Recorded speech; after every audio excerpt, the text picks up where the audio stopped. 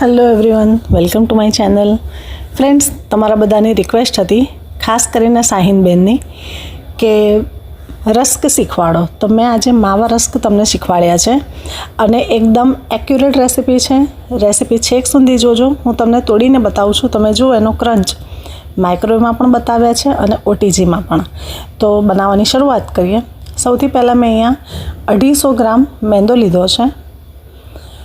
તમે માપનું ખાસ ધ્યાન રાખજો. બહુ જ પરફેક્ટ રેસીપી છે અને જો તમે એક્ઝેક્ટ આ જ મેઝરમેન્ટથી રેસીપી બનાવશો તો 110% તમારી રેસીપી એકદમ સરસ બનશે. મેં અહીંયા 25 ગ્રામ મિલ્ક પાવડર લીધો છે અને સાથે 5 ગ્રામ મીઠું લીધું છે. હું અહીંયા લઈ રહી છું 1 ટીસ્પૂન કસ્ટર્ડ પાવડર, વેનીલા ફ્લેવરનો કસ્ટર્ડ પાવડર છે. 1/2 ટીસ્પૂન લઉં છું ઇલાયચી પાવડર અને સાથે અહીંયા હું લઈ રહી છું દળેલી ખાંડ. દળેલી ખાંડ મેં હમણાં લીધી છે અને બીજી હું 40 ગ્રામ અલગ રાખીશ. બધી જ ખાંડ પહેલાં નથી નાખી દેવાની. પહેલાં 20-25 ગ્રામ જે આપણે માપીને લીધી એ રહેવાની છે અને પછી 40 ગ્રામ અલગથી નાખીશું. સાથે મેં અહીંયા લીધો છે 50 ગ્રામ માવો, પણ મારે અહીંયા વજનમાં 10 ગ્રામ વધારે છે, 60 ગ્રામ છે, એટલે મેં 10 ગ્રામ મિલ્ક પાવડર ઓછો લીધો હતો. અને સાથે અહીંયા લઈ રહી છું હું 50 ગ્રામ તેલ. તેલ અને ખાંડ, જે આપણે 40 ગ્રામ ખાંડ અલગ રાખી છે, એ બે વસ્તુ આપણે પાછળથી એડ કરીશું. સાથે હું અહીંયા લઈ રહી છું 6 ગ્રામ ઇન્સ્ટન્ટ ડ્રાય ઈસ્ટ. આ ઇન્સ્ટન્ટ ડ્રાય ઈસ્ટ છે એટલે એને હું અલગથી ફર્મેન્ટ નથી કરતી, ડાયરેક્ટ લોટની અંદર જ એડ કરી દઉં છું. સાથે લઉં છું ઇમ્પ્રુવર. ઇમ્પ્રુવર લઉં છું 1/4 ટીસ્પૂન. કેલ્શિયમ લઉં છું 1/4 ટીસ્પૂન. બધું જ આપણે લેવલ કરીને જ લેવાનું છે. સાથે અહીંયા લઉં છું ગ્લુટન 1/2 ટીસ્પૂન. બહુ જ ઇઝી રેસીપી છે. એક જ બાઉલમાં લોટ બંધાઈ જશે. અને અહીંયા હું લઈ રહી છું હુંફાળું પાણી. હુંફાળું પાણી હમણાં હું લઉં છું 125 ગ્રામ. જરૂર મારે 150 ગ્રામની છે, પણ હું અત્યારે 125 ml જ લઉં છું. પછી જેમ જરૂર પડશે તેમ આપણે ઉપરથી બીજું પાણી લેતા જઈશું. લોટને બધું જ એકવાર સરસ મિક્સ કરી દેવાનું અને આપણે જે માવો લીધો છે એને આવી રીતે ઝીણી છેણીથી છીણી લેવાનો છે. માવાની જો કોઈ થોડી મોટી ગાંઠ હોય તો તમારે એને હાથથી બ્રેક કરી લેવાની અને માવાને રૂમ ટેમ્પરેચર પર જ રાખવાનો છે. માવાને ફ્રીજમાંથી કાઢશો તો એ આવો સરસ એકદમ સ્મૂથ નહીં રહે. એટલે જ્યારે પણ તમારે રેસીપી બનાવવાની હોય તો એના કલાક પહેલાં ફ્રીજમાંથી કાઢી રાખજો, પણ માવાને શેકવાનો નથી, એ યાદ રાખજો. હવે આપણે બધું જ સરસ મિક્સ કરી દઈશું અને આપણો આ જે ડો છે એનું ટેક્સચર તમે જોશો ને તો બ્રેડ ક્રમ્સ જેવું થઈ જશે. હવે હું અહીંયા ઇલેક્ટ્રિક બીટરથી લોટ બાંધું છું અને આપણે જે 125 ml પાણી લીધું હતું એ થોડું થોડું નાખી અને પહેલાં હું આનો લોટ બાંધીશ. સ્પીડ વધારે નથી કરવાની. હમણાં 1 અને 2 સ્પીડ ઉપર જ હું અત્યારે બીટર ફેરવું છું. રેસીપી થોડી લાંબી છે પણ તમે છેક સુધી જોજો. ખરેખર આ બહુ જ સરસ રેસીપી છે. તમે જુઓ, મેં 125 ml પાણી લઈ લીધું છે અને હજી પણ લોટ થોડો ભેગો નથી થયો, તો મેં ફરીથી 25 ml પાણી લીધું છે અને બધું જ પાણી હું આમાં નાખી દઉં છું. ફ્રેન્ડ્સ, અહીંયા ખાસ ધ્યાન રાખજો કે લોટ એકદમ ઢીલો ના થઈ જવો જોઈએ. લોટની કણક રોટલીનો લોટ હોય એનાથી થોડીક હાર્ડ રાખવાની છે, કેમ કે હજી આપણે આમાં જે 50 ml તેલ લીધું હતું એ નાખવાનું બાકી છે. જો પહેલેથી જ લોટ ઢીલો હશે અને પછી ફરીથી આપણે એમાં જો તેલ નાખીશું તો લોટ એકદમ લિક્વિડ થઈ જશે. આવી રીતે 10થી 15 મિનિટ સુધી આપણે લોટને સરસ મસળવાનો છે. અને મેં અત્યારે ઇલેક્ટ્રિક બીટરની સ્પીડ 6 નંબર પર કરી દીધી હતી, એકદમ હાઈ સ્પીડ પર નહીં. અને હંમેશા જ્યારે પણ તમે ઇલેક્ટ્રિક બીટરથી બીટ કરો તો એના જે સળિયા છે એ લોટની એક્ઝેક્ટ વચ્ચે રાખીને જ ફેરવવાના. એની જાતે જ લોટ ગોળ ગોળ ફરતો જશે. બાઉલને પણ બિલકુલ ચોંટતો નથી. હવે હાથમાં થોડુંક તેલ લેવાનું છે. જે આપણે 50 ગ્રામ માપીને લીધું હતું એમાંથી જ મેં સહેજ લીધું છે. લોટને ખાલી કેળવવાનો છે અને આપણે એને રાઉન્ડિંગ કરી આ લોટને આપણે ઢાંકીને 20થી 25 મિનિટ રહેવા દઈશું. ત્યાં સુધી મેં મારું જે ટીન છે એમાં ડાલડા ઘી નાખી અને એને હું ગ્રીસ કરી દઉં. તમને ખબર જ છે કે બ્રેડ બન કોઈ પણ હોય, કોઈપણ રેસિપી હું ટીન હંમેશા ડાલડા ઘીથી જ ગ્રીસ કરું છું અને ઢાંકણાને પણ મેં આ વખતે એકદમ સરસ ગ્રીસ કરી દીધું છે. આ કરવાથી આપણી જે લોફ છે બ્રેડનો એ આસાનીથી બહાર આવી જશે અને ચારે બાજુ તેનો કલર બહુ સરસ આવશે. 20 થી 30 મિનિટ પછી તમે જુઓ લોટ આપણો ફૂલવાનો શરૂ થઈ ગયો છે. એકદમ સરસ જાળીઓ પણ પડવા લાગી છે. હવે જે આપણે 40 ગ્રામ દળેલી ખાંડ અલગ રાખી હતી એને મિક્સ કરીશું, પણ ચાળીને જ લેજો જેથી અંદર જો કોઈ ગાંઠ હોય તો નીકળી જાય.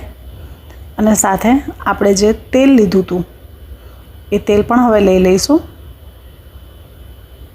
અહીંયા તમારે બટર વાપરવું હોય તો તમે વાપરી શકો, પણ હું બટર વાપરવાની ના પાડીશ, કેમ કે જો તમે બટર લેશો ને તો આમાં આપણે ઓલરેડી માવો એડ કરેલો છે.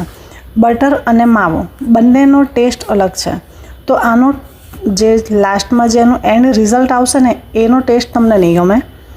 એટલે બને તો તમે રિફાઇન્ડ તેલ જ વાપરજો, કેમ કે આપણે આમાં માવો લીધો છે.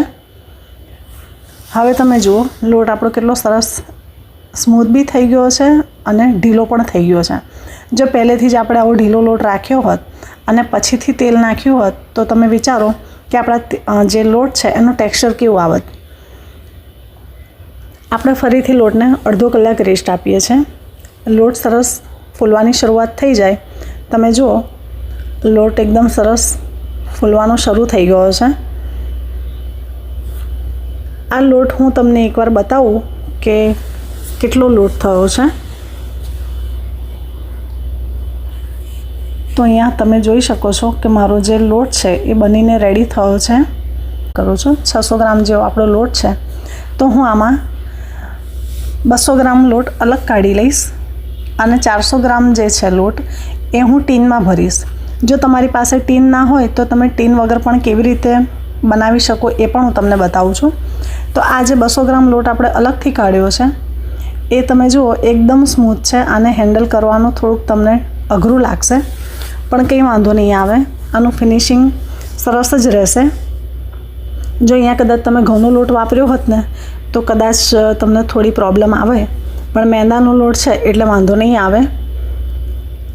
અને આવી રીતે એને સરસ રોલ શેપ આપી દેવાનો છે. અને બાકીનો જે 400 ગ્રામ લોટ આપણે રાખ્યો હતો એને પણ આપણે સરસ લાંબો લોફ કરી દઈશું અને જેવી રીતે આપણે બ્રેડ બનાવીએ છીએ સેમ એવી જ રીતે આપણે એને રોલ કરવાની છે. પણ લોટ એકદમ સોફ્ટ છે, કેમ કે આ રસ્ક છે. ટોસ્ટની રેસિપી અને રસ્કની રેસિપી બંને અલગ છે. તમે આના પહેલાં ટોસ્ટની રેસિપી જોઈ હશે મારી ચેનલ ઉપર. તૂટી ફ્રૂટીના ટોસ્ટની રેસિપી મેં શેર કરેલી છે. એ રેસિપી અને આ રેસિપી બંનેમાં ડિફરન્સ છે. જેમણે તૂટી ફ્રૂટી બ્રેડની ટોસ્ટની રેસિપી નથી જોઈ એ મારી ચેનલ પર ઓલરેડી અપલોડ છે, તમે એકવાર જોઈ શકો છો ત્યાં. તો તમને ખ્યાલ આવશે કે રસ્ક શું છે અને ટોસ્ટ શું છે. આપણે અહીંયા થોડુંક ઢાંકણું ખુલ્લું રાખીએ છીએ જેથી ખબર પડે કે આપણો લોટ કેટલો ફૂલ્યો. અને હવે આપણે આને ફૂલીને ડબલ થવા દઈશું. આને ઢાંકીને ઓછામાં ઓછું અડધાથી પોણો કલાક જેવું થયું છે, કેમ કે અત્યારે બહાર વાતાવરણ થોડું ગરમી જેવું થઈ ગયું છે. એટલે પોણા કલાકમાં જ લોટ મારો સરસ ફર્મેન્ટ થઈ ગયો છે. આની ઉપર દૂધ લગાવવાની કોઈ જરૂર નથી. તમે જુઓ અહીંયા પણ આ ઢાંકણું મેં ઢાંકી દીધું છે. મેં પાણીથી જ સ્પ્રે કર્યું છે, કેમ કે ઓલરેડી અંદર મિલ્ક પાવડર પણ એટલો છે, સ્વીટનેસ પણ એટલી છે અને માવો છે, એટલે ઉપર કલર આવી જ જશે. મેં અહીંયા એને ટાઈમ આપ્યો છે 200 ડિગ્રી ઉપર. 200 ડિગ્રી પર મેં રાખી હતી એને અડધો કલાક. તમે જુઓ ઢાંકણું ઓવનમાં ગયા પછી સહેજ ખુલ્લું રહી ગયું હતું, તો લોટ આવી રીતે સહેજ બહાર આવી ગયો હતો. પણ કંઈ વાંધો નહીં, આપણો લોફ એકદમ સરસ કૂક થઈ ગયો છે. ઉપરથી કલર સરસ આવ્યો છે અને હું એને તમને અનમોલ્ડ કરીને પણ બતાવું તો નીચેથી પણ એનો કલર એટલો જ સરસ આવ્યો છે. તમે જુઓ ડાલડા ઘી લગાવવાનું કારણ જ આ છે. અને આપણું ટીન પણ એકદમ સરસ ચોખ્ખું છે. હવે આપણે આ જે લોફ છે એને રૂમ ટેમ્પરેચર ઉપર ઠંડુ થવા દઈશું. આવી રીતે જાળી પર જ રાખવાનું છે, ટ્રેમાં નથી રાખવાનું. તરત એને અનમોલ્ડ કરી અને રેક પર રાખવાનું છે. આરામથી 4-5 કલાક થયા પછી આવી રીતે ક્લીન રેપ કરી દેવાનું અને આખી રાત તમારે આને બહાર જ રહેવા દેવાનું છે. જો તમે ફ્રીજમાં મૂકશો ને તોય કંઈ વાંધો નહીં, ફ્રીજમાં મૂકેલું હશે ને તો એની સ્લાઇસ બહુ સરસ થશે. આ મેં બીજે દિવસે સાંજે આને કટ કરી હતી. આગલા દિવસે સાંજે મેં બનાવી દીધી હતી અને આખી રાત એ બહાર રહી છે.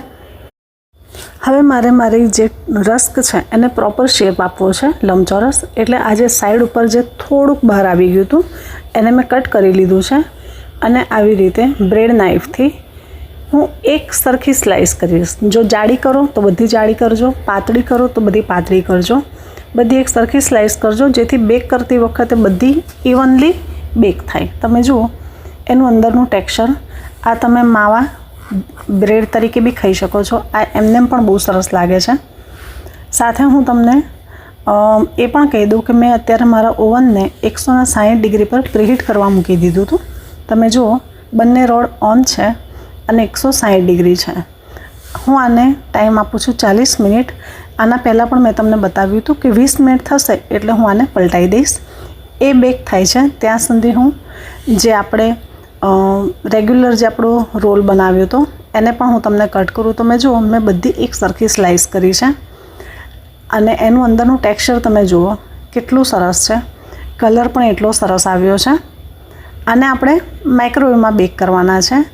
મેં અત્યારે આને આટલા લાંબા શેપમાં રાખ્યા છે. તમે ધારો તો વચ્ચેથી હાફ પણ કરી શકો છો, પણ મેં સેમ સાઇઝ રાખી છે.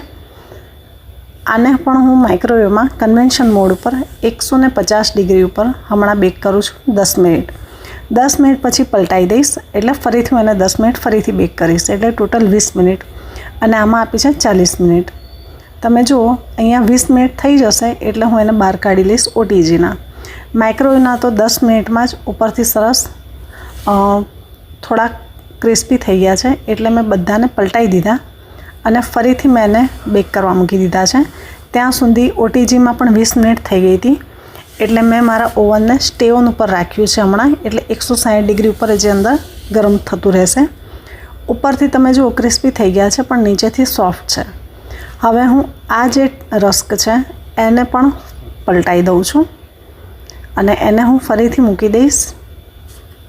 પાછળની જે 20 મિનિટ બાકી છે આપણે એ 20 મિનિટ એટલે આમાં ઓટીજીમાં મારે 40 મિનિટ લાગી છે, માઇક્રોવેવમાં 20 મિનિટ લાગી છે.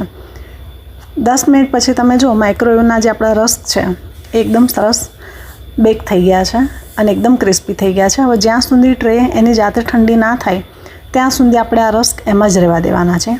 સેમ એ રીતે ઓટીજીના તમે ઓટીજીનું ટેક્સચર જુઓ એકદમ સોફ્ટ છે. બજારમાંથી લાયા હોય એટલા સરસ ક્રન્ચી છે અને સ્વાદમાં બહુ જ સરસ છે. ફ્રેન્ડ્સ, આ રેસીપી તમે જરૂર બનાવજો અને આ રેસીપી બનાવીને મને કહેજો કે તમને આ રેસીપી કેવી લાગી, સ્વાદમાં કેવી લાગી. તમે આને સેલ પણ કરી શકો છો આવી રીતે. જો એક સરખી સાઇઝના હશે તો તમે સેલ પણ કરી શકશો. તો ચાલો ફરી મળીએ આવી એક નવી રેસીપી સાથે. ત્યાં સુધી આપ સૌને બાય બાય.